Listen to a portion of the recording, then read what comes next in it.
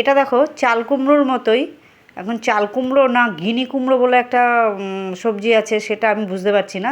যাই হোক, এটার আজকে আমি একটা নতুন রেসিপি করবো। দেখো এটা ধুয়ে নিয়েছিলাম উপর থেকে, তারপর খোসা ছাড়িয়ে আর একটু ধোবো, কেননা একটু কষ থাকে সব সবজিরই।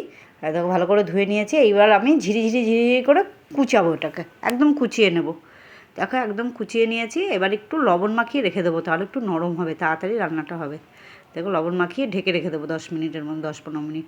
এবার দেখো এই তেলটা কালো ভাবছো, কারণ আমি আলু ভেজেছিলাম ছেলের জন্য সকালে, এই তেলেই করে ফেলছি আমি, আর তেলটা পাল্টালাম না। জিরে ফোড়ন দিয়ে দিলাম।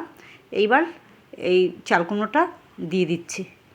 আমরা মানে নিরামিষের দিন ভাবি কী করব, এটা খেতে ইচ্ছে করে, ওটা করতে ইচ্ছে করে, এই জন্য এটা আজকে এই রান্নাটা আমি দেখালাম তোমাদের। তোমরা দেখো, খুব সহজ উপায়, খুব খেতে সুস্বাদু, গরম ভাত, রুটি, পরোটা সব কিছুর সাথে ভালো লাগবে। দেখো লবণ হলুদ পরিমাণ মতো দিয়ে দিলাম, দিয়ে ভালো করে নেড়েচেড়ে এবার আমি ঢাকা দিয়ে রাখবো 7-8 মিনিট। দেখো এইবার আমি পোস্তটা মিক্সিতে শুকনো আগে করে নিচ্ছি, তারপর জল দিয়ে লঙ্কা দিয়ে পেস্ট করছি। দেখো হয়ে গেছে, পুরো সেদ্ধ হয়ে গেছে, নরম হয়ে গেছে, তোমরা দেখেই বুঝতে পারছো। দেখো ভাজা হয়ে গেছে। এবার পোস্ত দিয়ে দেবো। আমি ওখানে অনেকটাই পোস্ত নিয়েছিলাম, 20 গ্রামের মতো, ওখান থেকে অর্ধেকটা দেবো, কেননা আমার কর্তামশাই এবার আজকে পোস্তর ঝাল খেতে চেয়েছে। যদি না করে দিই না, আমাকে মনে হয় ডিভোর্সই দিয়ে দেবে। এই জন্য বলেছে আজকে পোস্তর ঝাল না হলে আমি খাবো না, কিন্তু যাই করো না কেন।